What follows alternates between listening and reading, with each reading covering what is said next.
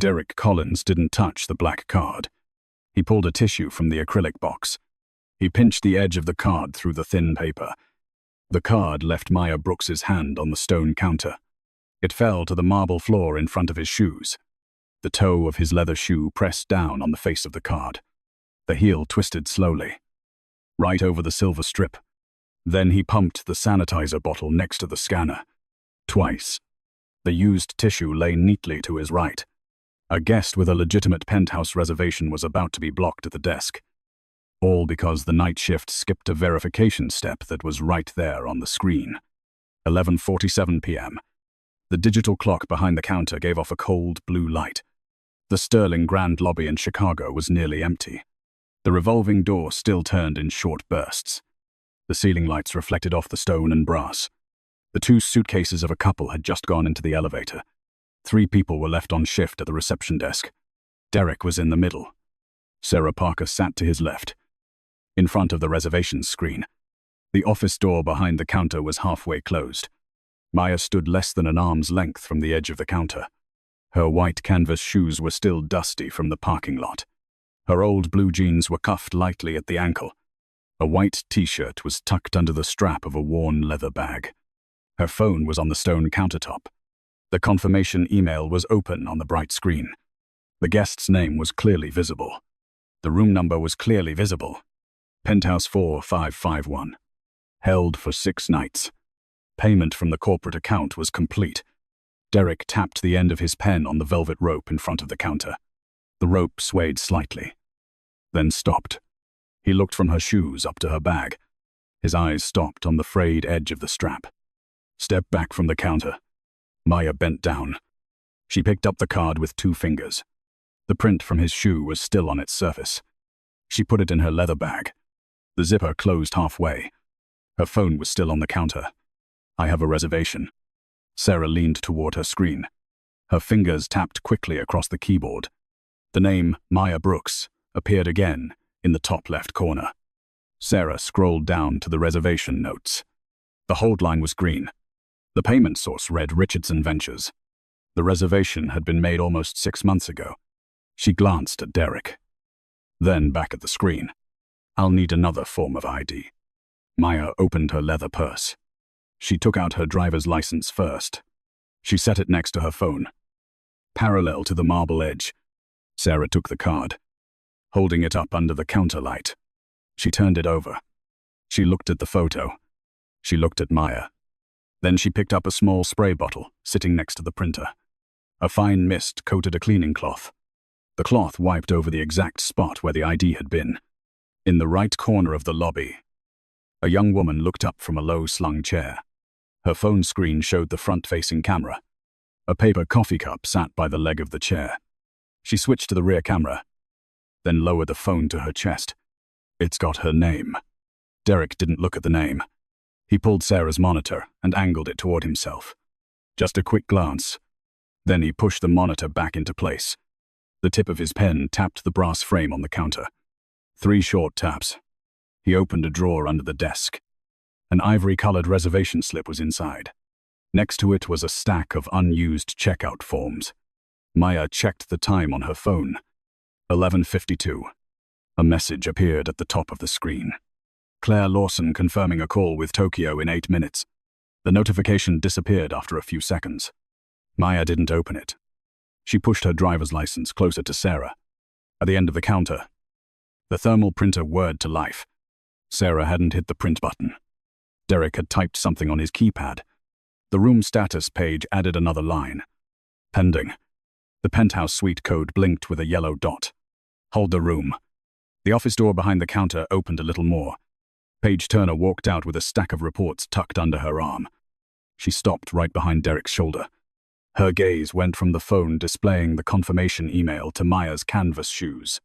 A brass name tag was pinned to her chest. The magnetic lock on the office door behind her hadn't clicked shut yet. No. Release the room. Sarah turned completely to face Derek. Her finger was still resting on the mouse. The receipt printer fed out half a new sheet of paper. Room number 4551 was at the top of the page.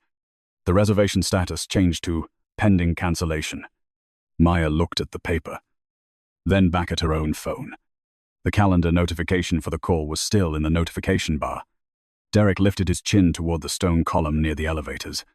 A night guard was standing half-hidden behind a low planter. The man hadn't moved. Derek placed his hand flat on the counter. His fingertips were just inches from Maya's phone. Call security. The half-printed slip was still sticking out of the printer. Sarah Parker hadn't torn it off yet. The penthouse suite's room number was still at the top of the page. Derek Collins leaned over the counter, looking toward the stone column near the elevators. The night guard stepped out from his hiding spot. The name tag on his chest read Marcus Reed. His right hand rested near his radio. He walked along the edge of the lobby, slower than the command he was given. Maya didn't move from her spot. Her phone was still lit up on the counter. Her driver's license lay near the edge of the marble. The text from Claire Lawson had just faded from the lock screen. "Keep the room on hold." Sarah turned to Derek. The words came out very quiet. The cursor on the screen stopped over the final confirmation button. Derek put his finger on the side of the monitor and pushed it down. "Continue." Paige Turner stepped closer. She set the stack of reports down on the counter. She picked up Maya's phone with 2 fingers. Her thumb swiped the confirmation email up, then down. The guest's name, room number, reservation date, and confirmation code were all still there. From the seating area, Emma Lane changed her camera angle. The phone's lens was pointed straight at the counter. She pushed the paper coffee cup away with the tip of her shoe. Comments scrolled quickly across the live stream screen. "This letter's pretty thorough." Paige put the phone back down right where it was. She didn't touch the intercom button on the desk phone. To her left was the night shift procedure manual. Its gray plastic cover was still closed. Marcus stopped 2 steps away from Maya. He looked at the slip of paper still stuck in the printer. He looked over at Sarah's screen. The booking notes were still open. The payment line from the corporate account was still green. "I need you to read section 14.3. Maya finished speaking and put both hands on the straps of her bag. Marcus didn't touch his radio again. His eyes went from Maya to Derek. Derek tapped the tip of his pen against the velvet rope one more time. "Don't listen to her." A man in a charcoal coat walked in through the revolving door. He had a black briefcase tucked under his left arm. He stopped when he saw the phone pointed at the counter. A hotel key card was sticking out of his breast pocket. He stood off to the side, not getting involved. Sarah pulled the procedure manual from under the counter. The cover made a faint scraping sound across the stone surface. She flipped through a few pages, then pushed it toward Marcus. Her index finger landed on a line in the middle of the page. "This is it right here." Marcus looked down. The radio on his shoulder was silent. Derek stepped halfway in front of him, blocking his view of the manual. Paige pulled the slip of paper that was stuck in the printer. The thin paper rested between her fingers. At the very top, it clearly read, "Hold cancellation pending." Maya looked at the digital clock behind the counter. 11:56. She unzipped her leather bag. A brown file folder appeared in the opening. She didn't pull it all the way out. Her phone buzzed one more time, then went still. The man who just came in set his briefcase on a low chair near the marble pillar. He took out his keycard, holding it between 2 fingers. Emma panned the camera over to him, then back to the counter. The viewer count on her screen kept climbing. "I'm in room 2847. That comment was for Marcus. He didn't take another step. He just stood in place, looking at the slip in Paige's hand. Sarah saw him, then looked back at her monitor. An internal alert window had just popped up in the right-hand corner. The first line mentioned social media monitoring. The second line mentioned the Chicago location. "Corporate is watching." Paige turned completely towards Sarah. The cancellation slip for the waiting list was still in her hand. Marcus pulled the binder closer. He read aloud, just loud enough for the counter to hear. That section was about denying service to a guest while their verification data was still active. The last part specified that calling security before completing the verification step would be kept in their record. Derek reached out to close the binder. Marcus held the edge of the page with 2 fingers. Sarah stared at the notes field. Right below the payment line was the profile creation line from 6 months ago. The approver's name was in all capital letters. There were 17 previous applications. Sarah's words just sat there on the stone countertop. Paige didn't let go of the slip. Derek turned his head to her. Then back to the monitor. Emma moved one seat closer. Her lens held the entire counter. The binder, and the slip in Paige's hand. Maya pulled the file folder all the way out. A performance report with the corporate logo was on top. Under that were the acquisition papers for the hotel chain. At the top of the business card was the name Maya Brooks. The title was right below the name. Chief Executive Officer, Richardson Ventures. She laid those three things out in a row, right next to the black card that had just been put back in her purse. Marcus looked from the business card to the report. The man in room 2847 took out his phone. Emma changed the camera angle again. The live stream caught the name on the business card. The digital clock behind the counter changed to 11:59. The digital clock behind the counter had just changed to 11:59. Maya Brooks's business card was still lying on the stone countertop. The cancellation slip for the penthouse was near the edge of the quarterly report. Marcus Reed no longer had his hand near the radio. Maya's phone vibrated. The caller ID from Tokyo showed on the screen. She answered the call right there at the counter.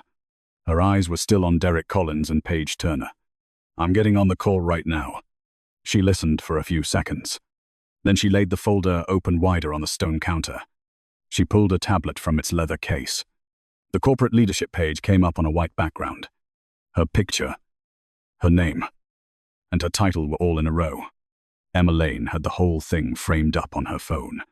"Give me 2 minutes." Maya set the tablet down next to the performance report. The hotel chain acquisition file was at the bottom. She turned to another page. That page listed the number of complaints by shift. Derek's name showed up multiple times in the night column. Paige's name was in the support handling entries. Sarah Parker's incomplete training items were at the bottom of the page. "This room's been held for 6 months." She flipped to the payment statement. The transaction code for Richardson Ventures was at the end of the line. Then she pointed to the pending cancellation slip that had just been printed. The print time was in the top right corner. The two timestamps were side by side. On one side was the reservation date. On the other was the room release order that was just generated tonight. Sarah sat back down in her chair. She stared at the booking screen without blinking. The cursor was still on the final confirmation box. The internal alert window in the right corner kept flashing. The number of hotel mentions was climbing. Line by line. "Their access is still active." Maya picked up the internal phone on the counter. She called Janet Cole, the regional manager. Janet's name appeared on the desk phone screen when it connected. Maya laid out each item. Step by step. Secure all lobby camera footage from 11:40 to now. Lock Derek and Paige's front desk access. Effective immediately. Also revoke their access to the back office. The key inventory. And next week's schedule. Consolidate the 17 old complaints into a new review file. Mark tonight's incident as the file's opening event. Get Kesha Williams back to Chicago before 6 a.m. Initiate mandatory training for the entire night shift within 48 hours. Do it on the system. Now. Sarah opened the permissions tab.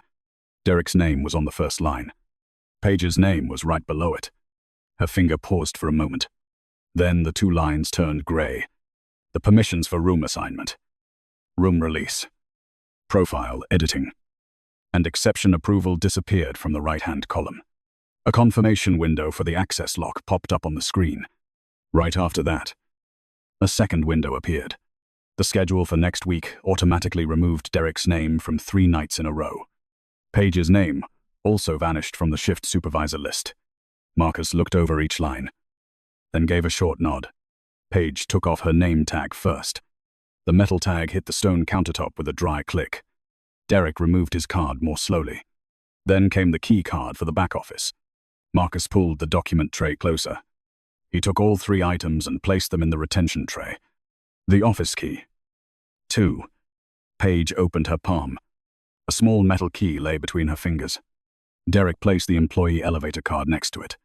Marcus gathered it all up. He walked over to the secondary scanner on the side of the counter. Each card was passed over the reader once. The screen displayed the word deactivated. When it was the employee elevator card's turn, a red light blinked 3 times and then went out. Maya pulled out another form.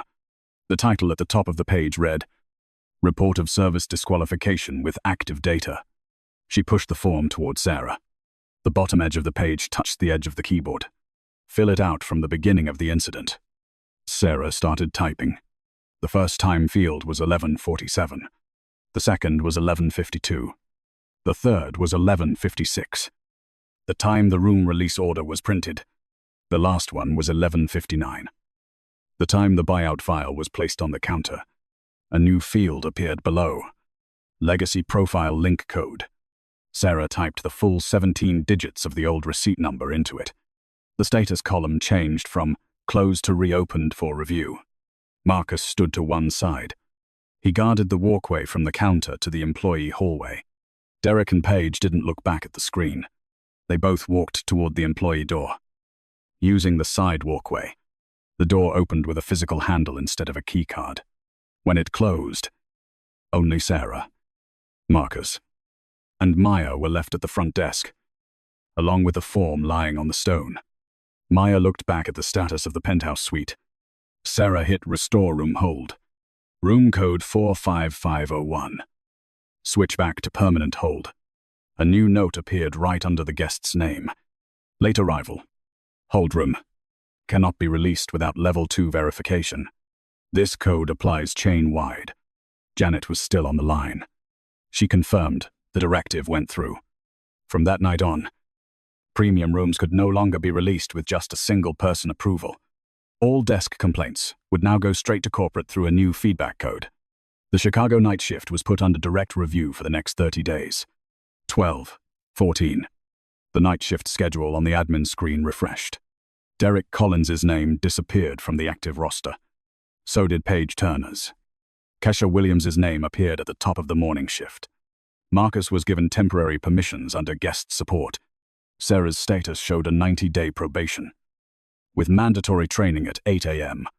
3 days later, the feedback code was posted at the front desk, in the elevators, and in the lobby.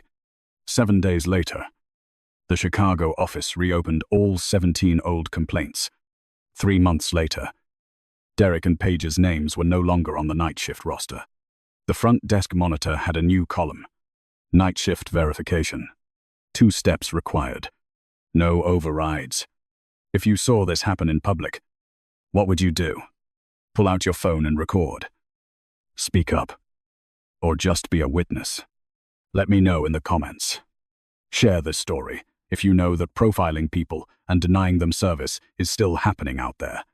Subscribe to Power Misplaced Stories if you like stories where the paper trail sets the record straight.